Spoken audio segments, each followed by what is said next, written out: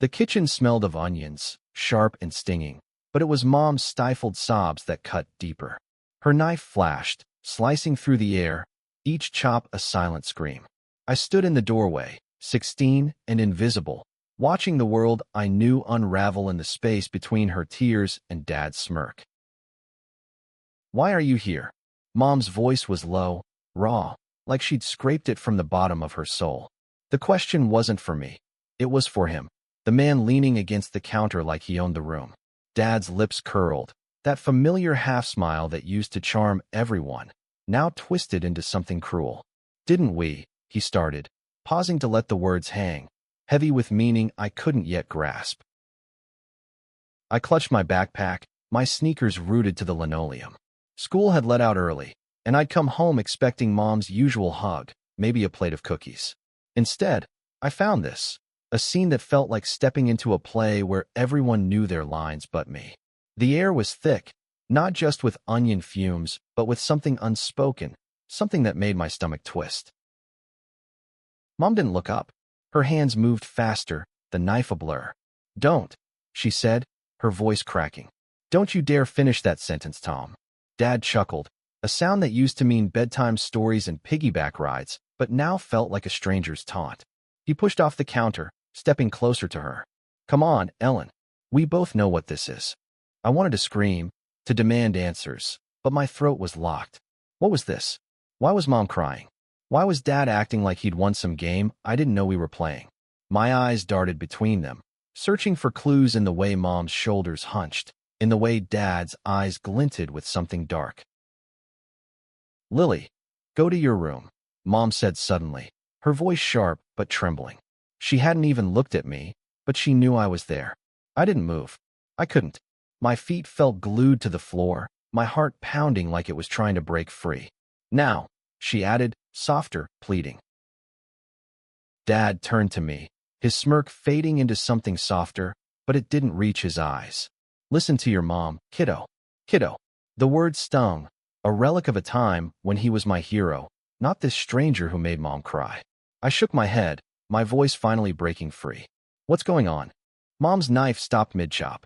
She set it down, her hands shaking, and turned to face me. Her eyes were red, not just from the onions. "Lily, please," she whispered. "This isn't for you to hear." But it was too late. I'd heard enough to know something was broken, something bigger than a fight over bills or forgotten anniversaries. Dad sighed, running a hand through his graying hair. "Ellen, she's not a baby. She deserves to know." "Know what?" My pulse raced, my mind spinning with possibilities, each worse than the last. Mom's face crumpled, and she turned back to the cutting board, her shoulders shaking. "You don't get to decide that," she spat, her voice barely above a whisper. I dropped my backpack, the thud echoing in the silent kitchen. "Tell me," I said, my voice louder than I meant it to be. "Tell me what's happening." Dad looked at me, his expression unreadable, and for a moment, I thought he might actually explain. But then he turned back to Mom, his voice dropping low. "Didn't we agree, Ellen? No more lies." The words hit like a punch. Lies. What lies? My mind raced back through the last few months. Dad's late nights at work, Mom's forced smiles, the way they barely looked at each other anymore. I thought it was just stress, just life. But this was different. This was betrayal, written in the way Mom's hands clenched the counter, in the way Dad's eyes dared her to speak. Mom turned, her face a mask of fury and pain. "You don't get to play the martyr, Tom. Not after." She stopped, glancing at me, then back at him. "Not after everything." Her voice broke, and she pressed a hand to her mouth, stifling a sob. I felt tears prick my own eyes, not because I understood, but because I didn't, and that was worse. Dad stepped closer, his voice softening, but it wasn't kind, it was calculated. "Ellen, we can fix this. We always have." "Fix what?" I wanted to scream it, to shake them both until the truth spilled out. But Mom just laughed, a bitter, hollow sound that made my skin crawl. "Fix it," she said. "You broke it, Tom. You broke us." I couldn't take it anymore. "What did he do?" I shouted, my voice echoing in the small kitchen. They both froze, their eyes locking on me like I'd just shattered a glass wall. Mom's face softened, but only for a moment. "Lily, honey, This isn't your fault, she said, her voice trembling. None of this is your fault. Then whose is it? I demanded, my hands shaking. Dad opened his mouth, but Mom cut him off. Go upstairs, Lily. Now. This time, her tone left no room for argument. I grabbed my backpack, my vision blurred with tears, and ran to my room, slamming the door behind me. But even through the walls, I could hear them. Mom's voice rising, Dad's low and steady. Each word a knife carving up the family I thought I knew. I sat on my bed, clutching my pillow, trying to piece together the fragments of what I'd heard. Lies. Breaking us. Dad's smirk, Mom's tears. It wasn't just a fight. It was something bigger, something that had been festering for who knows how long. I thought of the times Dad had come home late, smelling of perfume that wasn't Mom's.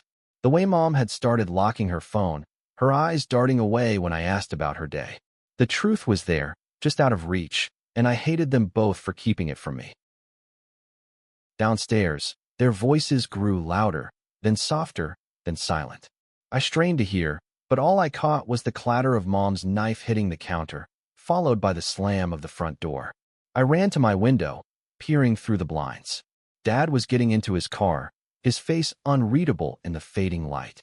He didn't look back. I sank to the floor, my heart pounding. What had he done? What had they both done? And why did it feel like I was the one paying for it? The kitchen was quiet now, but the silence was worse than the shouting. It was the silence of something ending, something I couldn't name but felt in every bone of my body. I didn't sleep that night. My room felt too small, the walls closing in with every creak of the house. I kept replaying Mom's tears, Dad's smirk, the way they'd talked around the truth like it was a bomb they couldn't defuse. By morning, the silence downstairs was deafening. I crept down, expecting to find Mom at the kitchen table, but she was gone. The cutting board still sat on the counter, onions half-chopped, the knife abandoned beside them. I called her name, my voice echoing in the empty house. No answer. My phone buzzed, a text from Mom, at Aunt Karen's. Be home tonight. Love you. No explanation, no apology. Just those words, cold and final. I stared at the message, my thumb hovering over the reply button. But what could I say? Why are you lying to me? What did Dad do? Instead, I shoved the phone in my pocket and grabbed my jacket. I needed answers, and I wasn't going to find them here. School was a blur. My friends noticed something was off, but I brushed them off with a fake smile. Just tired, I lied, dodging their questions. All I could think about was Dad's car pulling out of the driveway, the way he hadn't looked back. By lunch, I couldn't stand it anymore. I slipped out of school, my heart pounding as I biked to Dad's office downtown. He was a real estate agent, always boasting about his big deals, but I'd never cared until now. Maybe there, among his files and fancy desk, I'd find something, anything, to explain the mess at home. The office was quiet, the receptionist giving me a curious look as I asked for Dad.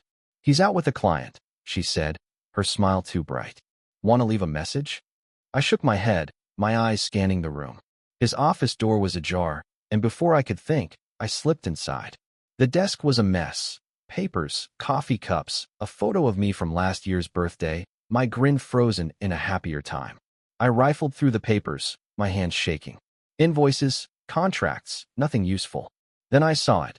A sticky note with a name, Clara. My stomach dropped. Clara. The name hit like a memory I didn't know I had. I'd heard it before, hadn't I?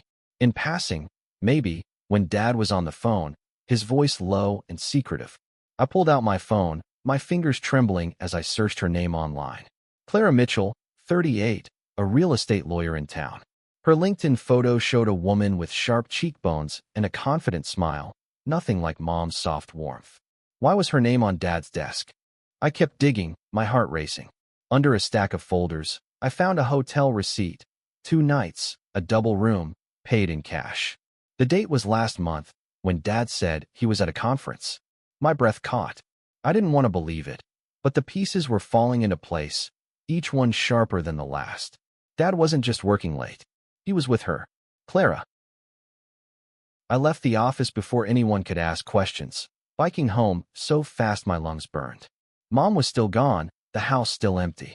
I sat at the kitchen table, the receipt crumpled in my fist, and cried.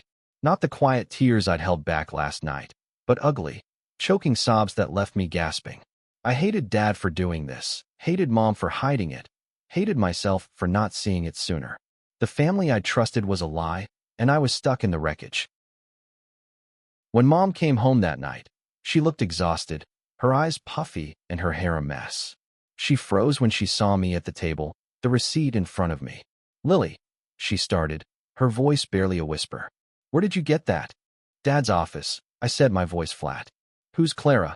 Her face went pale, and for a moment, I thought she might collapse. She sank into a chair, her hands covering her face. "You weren't supposed to know," she said, her voice muffled. "Not like this." "Then tell me," I shouted, slamming my hand on the table. "Stop treating me like a kid who can't handle it." Mom flinched, but she didn't look away. Her eyes were full of pain, but also something else, resolve. "Your father," she began, then stopped, swallowing hard. "He's been seeing someone. For months." The words hit like a slap. I'd suspected it, but hearing it made it real. "Clara?" I asked, my voice shaking. Mom nodded, tears spilling down her cheeks. "I found out a few weeks ago. I confronted him last night. That's why." She trailed off, gesturing vaguely at the kitchen, at the memory of their fight. "Why didn't you tell me?" I asked, my voice breaking.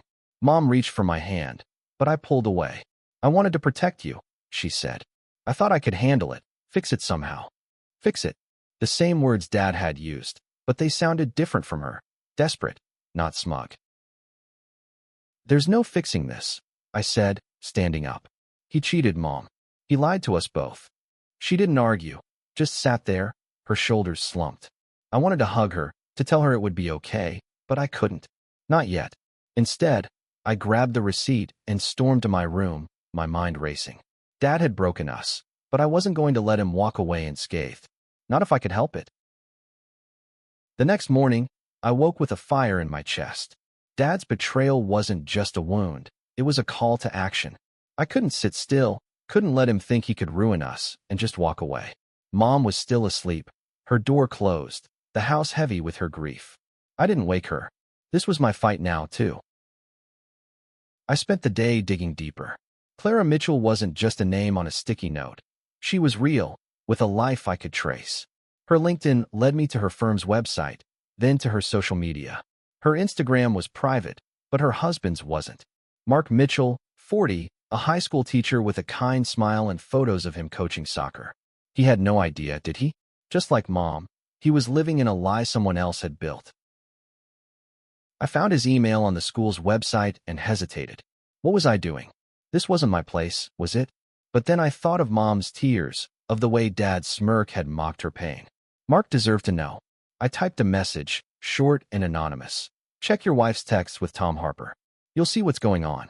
I hit send before I could change my mind, my heart pounding. It wasn't enough, but it was a start. At school, I was a ghost, drifting through classes, my mind elsewhere. My best friend, Sarah, cornered me at lunch. "Lily, what's wrong? You look like you're about to explode." I wanted to tell her, but the words wouldn't come. How do you explain that your family's falling apart? That your dad's a liar, and you're plotting revenge? Instead, I mumbled, "Family stuff." And she let it go, but her worried eyes followed me all day. That night, Mom was in the kitchen again, cooking dinner like nothing had happened.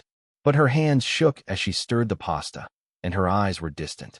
"Lily," she said, not looking at me, "we need to talk about what happens next." Next? The word felt like a door slamming shut. "What do you mean?" I asked, my voice tight. She set the spoon down, her shoulders sagging. "I'm filing for divorce," she said quietly. The word hit like a brick. Divorce. I'd known it was coming, but hearing it was different. It was final, like a death. "What about me?" I asked, hating how small my voice sounded. Mom's eyes softened, and she reached for me. This time, I let her. "You're with me," she said. "Always." But it wasn't enough. I pulled away, my anger flaring. "What about Dad? He just gets to walk away? Start over with her?" Mom's face hardened. "He won't get away with anything," she said, her voice low. "I promise you that." I didn't ask what she meant. I didn't need to. The look in her eyes said she was done being the victim. The next day, I got a response from Mark. "Who is this? What do you know?" My heart raced. I hadn't expected him to reply so fast, if at all. I typed back, still anonymous. Ask Clara about the hotel receipt from last month. She was with Tom Harper, not at a conference. I attached a photo of the receipt, my hands shaking as I hit send. This was it. No going back. By the weekend, things started moving. Mom got a call from a lawyer friend, someone she'd confided in. We're not just going for divorce, she told me later, her voice steady for the first time in days. We're going to make sure he pays, financially, emotionally, everything. I didn't ask for details. I didn't need them. I could see the fire in her eyes, the same fire I felt in my own chest. Then Mark called. I don't know how he got my number. Maybe he traced the email, but his voice was calm, too calm, like he was holding himself together with tape. Is this Lily Harper? He asked. My stomach dropped. Yeah, I said, barely audible. I got your messages, he said. I checked Clara's phone. You were right. His voice broke, and I felt a pang of guilt. I hadn't meant to hurt him, not really. I just wanted the truth out. I'm sorry, I said, meaning it. Mark was quiet for a long moment. Don't be, he said finally. You did me a favor. I'm meeting with your mom tomorrow. We need to talk. I froze. Mom and Mark? What were they planning? Before I could ask, he hung up, leaving me with a mix of dread and hope. Whatever came next, it was going to be big. Mom and Mark met at a coffee shop downtown, a neutral place where no one would overhear. I wasn't supposed to know, but Mom's hushed phone call with her lawyer friend gave it away. I followed her, sneaking into the shop and sitting in a corner booth, my hoodie pulled up to hide my face.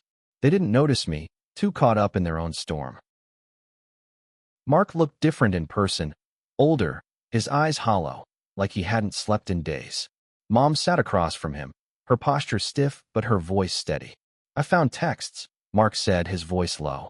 Clara and Tom, they've been meeting for months. Hotels, dinners, even a weekend in Chicago. Mom nodded, her lips tight. I know, she said. I found the same with Tom's phone. Emails, too. I leaned forward, straining to hear. My heart pounded, each word confirming what I'd feared. Dad and Clara weren't just a fling. It was deliberate, planned, a whole secret life. Mark pulled out his phone, showing Mom something. Her face darkened. That's from last week, she said, her voice shaking. He told me he was working late. Mark's hands clenched into fists. Clara said the same. She's been lying to my face, to our kids. Kids. The word hit me hard. Mark had a daughter, too, younger than me, maybe 10. I hadn't thought about her, about how this would tear her world apart, too. Guilt twisted in my gut, but I pushed it down. This wasn't my fault. It was theirs, Dad's and Clara's. What do we do? Mark asked, his voice desperate. Mom leaned forward, her eyes fierce. We don't let them win, she said. They think they can sneak around, destroy our families, and walk away? No, we hit them where it hurts. Mark nodded, his jaw tight. I'm in, he said. Whatever it takes. I slipped out before they saw me, my mind racing. Mom was planning something big, something that would make Dad and Clara regret everything.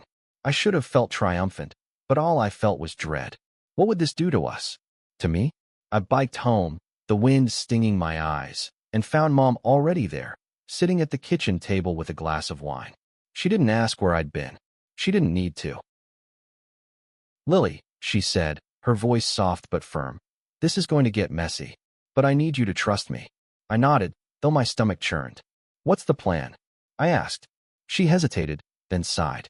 Mark and I are going public. Not just divorce, exposure. Their jobs, their reputations, everything they care about. They don't get to walk away clean. I stared at her, shocked. Mom wasn't just fighting for herself. She was fighting for justice, for both of us. But it scared me, too. What would people say?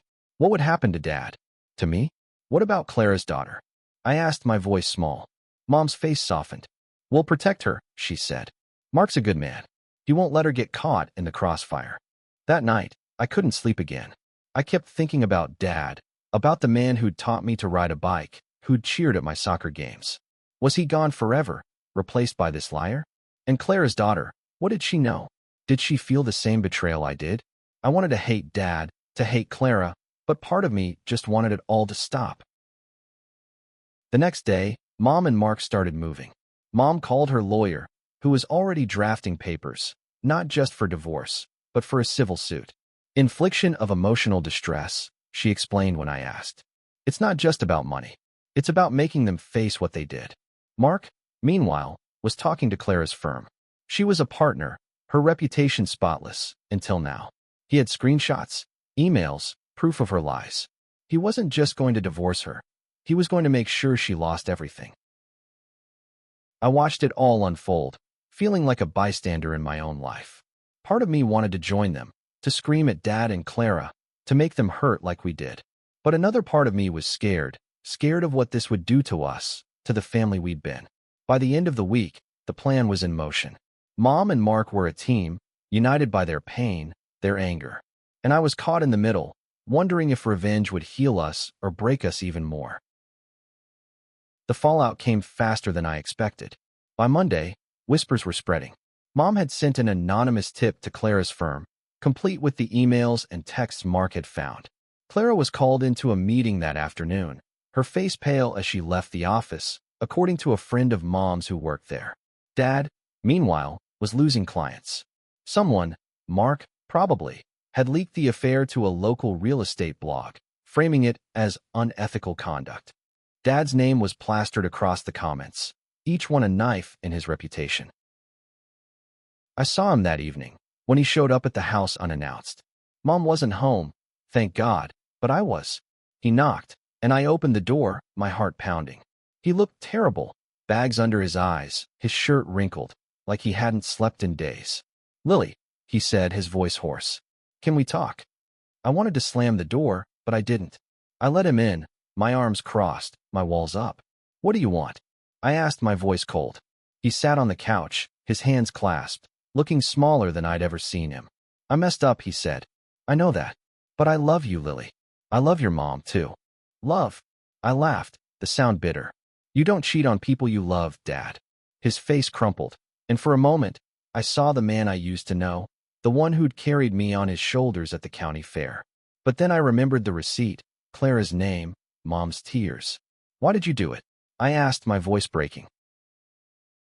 He didn't answer right away. He just stared at the floor, like the truth was too heavy to lift. "I don't know," he said finally.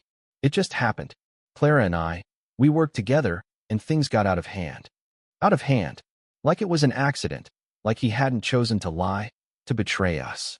I shook my head, tears burning my eyes. "You ruined everything," I said. "And now you're going to lose everything." His head snapped up, his eyes wide. "What do you mean?" I didn't answer.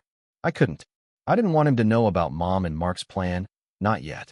But he must have seen something in my face, because he stood, his voice desperate. "Lily, whatever your mom's doing, tell her to stop. We can work this out. We can be a family again."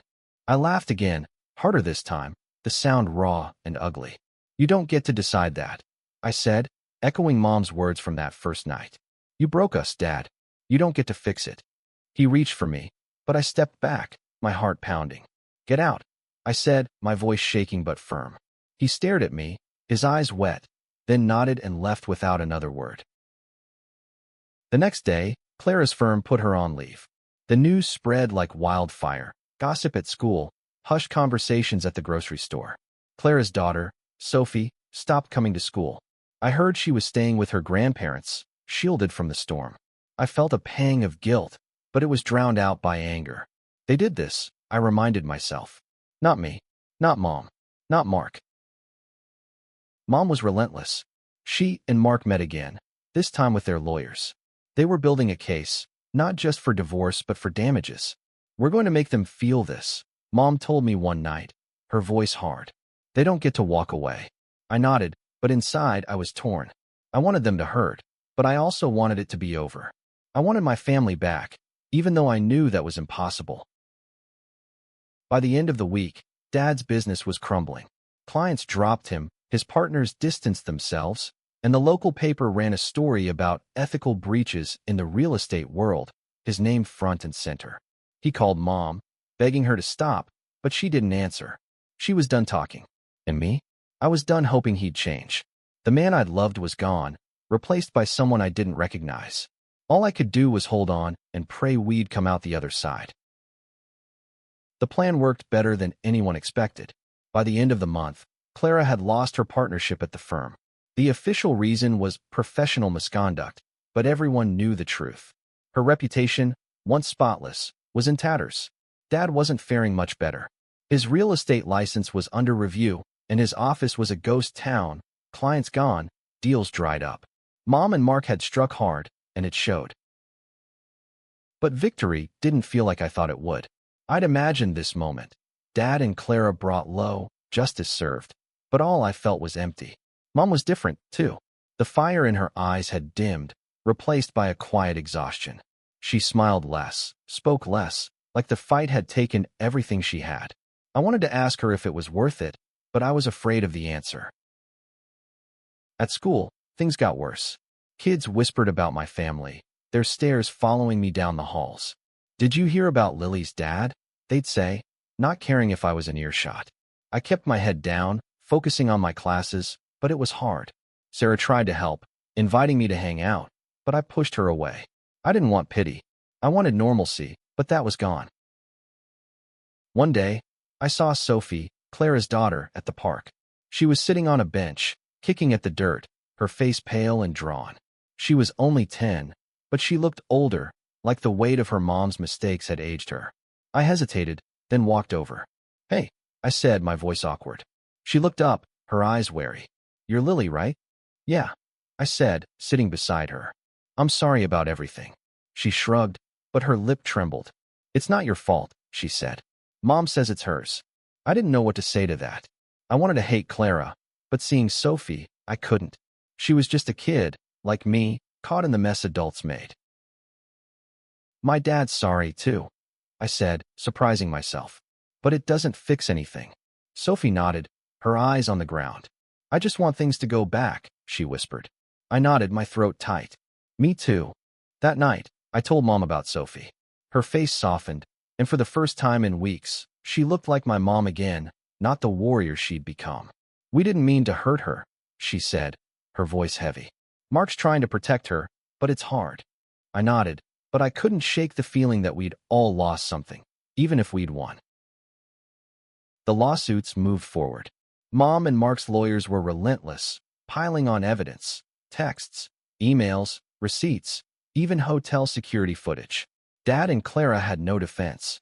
They'd been careless, thinking they wouldn't get caught. Now they were paying the price. Dad called again, leaving voicemails Mom deleted without listening. I heard one before she got to it. "Ellen, please. I'm begging you. Let's talk." His voice was broken, but I felt nothing. He'd made his choice.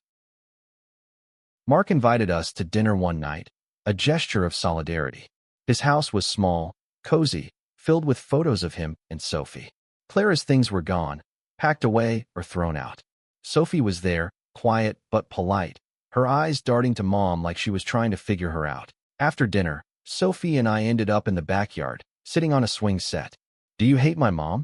she asked suddenly, her voice small. I shook my head.